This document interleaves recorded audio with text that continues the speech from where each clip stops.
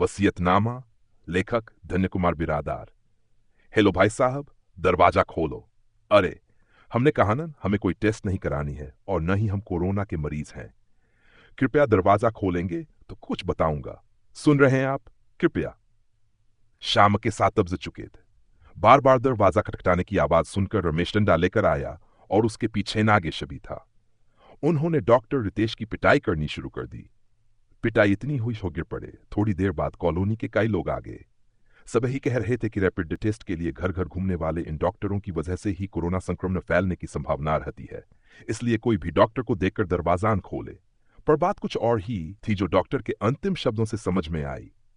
वल्लभदास 55 वर्ष के थे। उनके घर में 2 बेटे और 1 बेटी थी। बड़ा बेटा रमेश सिविल इंजीनियर था और छोटा बेटा नागेश व्यापार संभाल रहा था। रमेश की शादी हो चुकी थी। उसकी पत्नी श्रावणी बीकॉम उत्तीर्ण थी।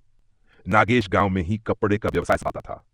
हर तरह से संपन्न होने के बावजूद रमेश दास की देखभाल नहीं कर सके। जानते थे कि सारी उन्हीं के नाम। दोनों बेटों ने संपत्ति के बंटवारे के लिए पिता से कई बार झगड़ा भी किया था। बाबूजी, जगह है, संपत्ति का बंटवारा कर दें, वरना बहन कब आएगी और कब संपत्ति पर अपना हक जताएगी, कुछ कहा नहीं जा सकता। बेटों की ये बातें सुनकर वल्लभदास के मन में विचार आया कि आज उनके पास जो भी संपत्ति है वह बेटी समीक्षा की कृपा से है। उसने दुकान संभाली थी, दुकान के साथ कारखाने पर भी ध्यान दिया था और उत्पादन बढ़ाने के प्रयास किए थे। लगभग 6-7 वर्षों तक उसने व्यापार को संवारा था, जिससे तरक्की हुई थी। उसका विवाह एक व्यापारी से हुआ था जिसने मुंबई में अपना व्यवसाय शुरू किया था, लेकिन गोदाम में अचानक लगी आग से उनका व्यवसाय चौपट हो गया। वल्लभदास के दोनों बेटे इस बात से अच्छी तरह परिचित थे। उनके मन में बार बार यही विचार आता कि बहन आएगी और संपत्ति पर अपना हक जताएगी। वल्लभदास ने भी 1-2 बार अपने दोनों बेटों को बुलाकर बहन की सहायता करने की बात कही थी, जिसका रमेश और नागेश ने विरोध किया था। दोनों बेटों ने पिता द्वारा संपत्ति का बंटवारा न करने के कारण उनसे छल करना शुरू कर दिया। वल्लभदास की पत्नी का देहांत 3 महीने पहले ही हुआ था। भारत में जैसे ही कोरोना ने कदम रखा, वल्लभदास की पत्नी संक्रमित हो गई और कई दिन अस्पताल में भर्ती रहीं। बढ़ती उम्र, कमजोर शरीर और दामाद के व्यवसाय की हानि के कारण उन्हें गहरा सदमा पहुंचा, जिससे उनकी मृत्यु हो गई। वल्लभदास ने अस्पताल में डॉक्टरों, नर्सों और सफाई कर्मचारियों के समर्पण को करीब से देखा था। कई डॉक्टर घर भी नहीं जा पाते थे। वे फोन पर ही परिवार से बात करते और अस्पताल लौट जाते। पत्नी को बचा नहीं पाए थे। उनकी मृत्यु के बाद वे उनकी लाश भी घर नहीं ला सके।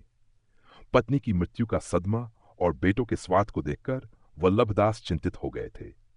रमेश और नागेश के मन में एक ही विचार था, संपत्ति। उन्होंने पिता पर लगातार दबाव बनाना शुरू किया। वल्लभदास ने तय किया कि अभी संपत्ति का बंटवारा करना उनके लिए घातक होगा, इसलिए वे अपनी बात पर अड़े रहे। उनके इनकार के कारण दोनों बेटे आलसी बन गए और काम छोड़कर घर पर ही बैठे रहने लगे। आखिरकार वल्लभदास ने खुद कारखाना जाना शुरू किया। उन्होंने लॉकडाउन के दौरान मजदूरों को आश्रय और भोजन प्रदान किया। उनके वेतन में कटौती नहीं की, बल्कि बढ़ाया। लेकिन अचानक एक दिन वल्लभदास तेज बुखार और खांसी से पीड़ित हो गए। उनके बार बार खांसने पर बेटों को संदेह हुआ और उनका संदेह सही निकला। वल्लभदास कोरोना पॉजिटिव पाए गए। दोनों बेटों और बहू ने उनकी उपेक्षा की। अस्पताल जाने की प्रार्थना पर भी किसी ने ध्यान नहीं दिया। आखिरकार वल्लभदास रात के अंधेरे में खुद रेंगते हुए सड़क तक पहुंचे, जहां डॉक्टर रितेश ने उन्हें देखा और अस्पताल पहुंचाया। डॉक्टर रितेश ने उनका इलाज करवाया और 1 लाख रुपए एडवांस जमा किए।